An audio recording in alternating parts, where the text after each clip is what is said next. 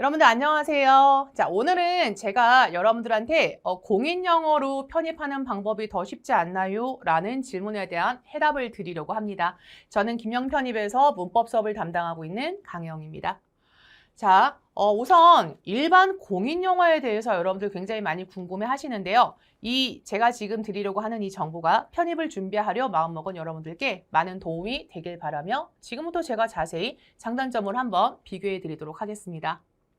우선 많은 학생들이 생각하기에 또 제가 질문을 받기에 편입 영어는 어휘도 되게 어렵고요. 상당한 영어 실력이 필요하다. 또는 편입 영어 시험은 영어를 잘하는 친구들이 훨씬 더 유리하다라고 생각해서 저한테 질문을 많이 하시는데요. 물론 어느 정도 사실이긴 해요. 왜냐하면 편입 영어의 비중이 이제 학교마다 조금씩 다르긴 하지만 독해 비중이 크다 보니 영어를 잘하면 아무래도 독해 부분에서 도움을 받을 수 있는 건 사실이기 때문에 어느 정도는 사실이긴 하지만 이게 편입 영어에서 전부를 차지하는 부분은 사실 아닙니다. 실제로 여러분들 영어권의 외국대 출신의 한 학생이 처음 편입 모의고사를 봤을 때 점수가 100점 만점에 60에서 65점 정도의 성적이 나와요.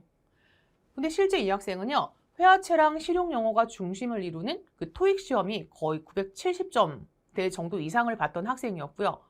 그리고 이 친구의 질문은 뭐였냐면 아니 내가 970이란 토익 점수를 봤는데 왜 편입 영어 시험을 봤더니 60에서 65점밖에 나오질 않느냐. 그리고 이 편입 어휘에 사용됐던 이 어휘는 자기가 외국대 출신이다 보니 학교에서 수업을 들을 때도 한 번도 사용하지 않았던 어휘고 근데 이걸 왜 외우고 암기를 하고 있어야 하며 두 번째는 회화체에서 정상적으로 정답입니다 라고 얘기하는 부분을 왜 편입 문법에서만 비문법으로 규정하는 이유가 무엇인가? 라고 하는 부분에 대해서 의구심을 가졌고요. 심지어 논리 문제 같은 경우에는 주어진 글에서 정보를 충분히 찾을 수가 없는데 왜 추가적인 정보를 주지 않고 이 지문만 가지고 답을 찾으라고 하나요? 하는 이 불만 사항들이 있었던 거죠. 자, 이 부분이 편입 영어가 가지는 장점이자 단점인 거죠. 예를 들어서 편입 영어는요. 영어만 잘한다면 무조건 도움이 되는 부분도 물론 있긴 하겠지만 절대적인 조건은 아니다라고 제가 표현을 하는 겁니다. 이 부분 때문에. 누군가가 제게 편입 영어를 한 단어로 표현해 주세요라고 한다면 저는 입학시험이라고 말을 할 겁니다. 기본적인 영어 회화 능력을 다루는 이런 영어 시험이 아니라 각 학교 교수님들의 출제 성향에 따라서 각각의 시험이 모두 달라지는 비중이 모두 달라지는 그냥 개성 있는 학교별 입학 시험인 거죠. 그래서 편입 영어라고 하는 건요. 하나의 수험 시험입니다. 수험 시험.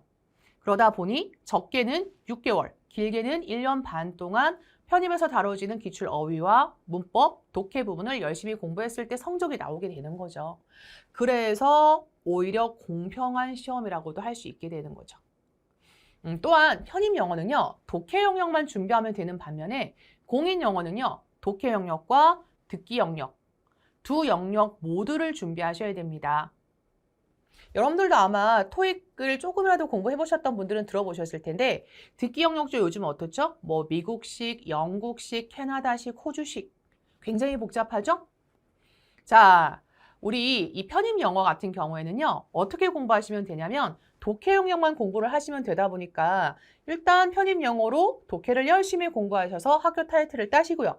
편입 영어에서 공부한 독해 능력을 바탕으로 그냥 듣기만 조금만 더 열심히 공부하셔서 토익 준비까지 하시게 된다면 취업에 이 필요한 공인 영어 성적까지 획득할 수 있는 거니 거의 정말 이건 일거양득인 거죠. 그래서 공인 영어용 관용 표현이라던가 또는 듣기는 따로 조금은 준비를 하셔야겠지만 일반적으로 편입에 합격한 편입 합격생들을 보면 그리 오랜 시간이 걸리지는 않고요.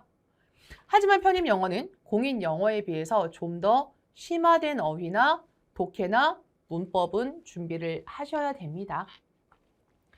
공인 영어가 실용 영어를 다룬다면 편입 영어 같은 경우에는 훨씬 더 아카데믹한 부분, 즉 학문적인 부분을 다루다 보니까 공인 영어보다 훨씬 더 깊은 수준으로 공부를 하긴 해야 합니다.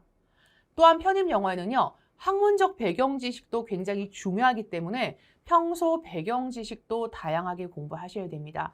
예를 들어서 철학도 공부를 좀 하셔야 될 거고요. 뭐 인문학에 관련된 지문들도 좀 많이 읽어보셔야 될 거고요.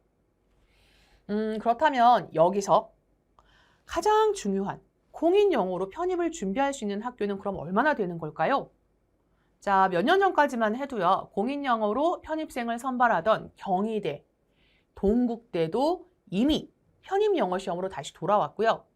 올해 시립대도 공인영어가 아닌 편입영어와 편입수학으로 편입생을 선발하겠다고 발표를 했죠. 즉, 이제는 일부 여대 정도들만 공인영어로 편입생을 선발하는 정도입니다. 자, 이제 제가 공인영어보다 편입영어를 더 강조하는 이유를 아시겠죠? 자, 그렇다면 편입영어는 너무 많이 어렵다고 들었는데 그러면 너무 무서워요. 얼마나 어휘를 공부해야 되고 저는 암기를 잘 할 수 없는데 어떻게 해야 되나요? 그리고 저는 배경 지식이 없어요. 철학을 아예 몰라요 라고 하시는 이런 분들도 제가 질문을 굉장히 많이 받게 되는데요. 그래서 두려우시죠? 하지만 걱정하실 필요가 없습니다. 편입영어는요. 입학영어 시험이다 보니 모두 시험 출제 범위 안에서 다뤄지게 돼 있고요. 그래서 기출을 중심으로 출제된 포인트들을 반복해서 학습하시면 되는 거고요. 그리고 이 시험은요. 설사 기출에서 나오지 않았다라고 친다고 해도요. 100점을 받아서 합격하는 절대평가의 시험이 아닌 거고요.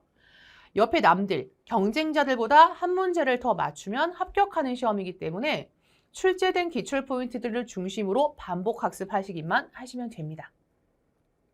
다시 한번 말씀드리지만 영어는 학문이 아닌 하나의 언어이다 보니까 누구나 하실 수 있는 부분인 거죠. 다만 그 처음에 접근법을 몰라서 두려워할 뿐입니다. 자, 우리에게 주어진 한 번뿐인 인생, 여러분들의 더 행복하고 더 당당한 미래를 준비하는데 이만큼 최고의 도움을 줄 수 있는 편입. Why not? 왜 고민하세요? 자, 지금 당장 도전하시고요. 그리고 여러분들의 평생 든든한 자격증이 되어줄 대학 타이틀을 얻으세요. 그럼 우리는 다음 영상에서 만나도록 할게요. 안녕히 계세요.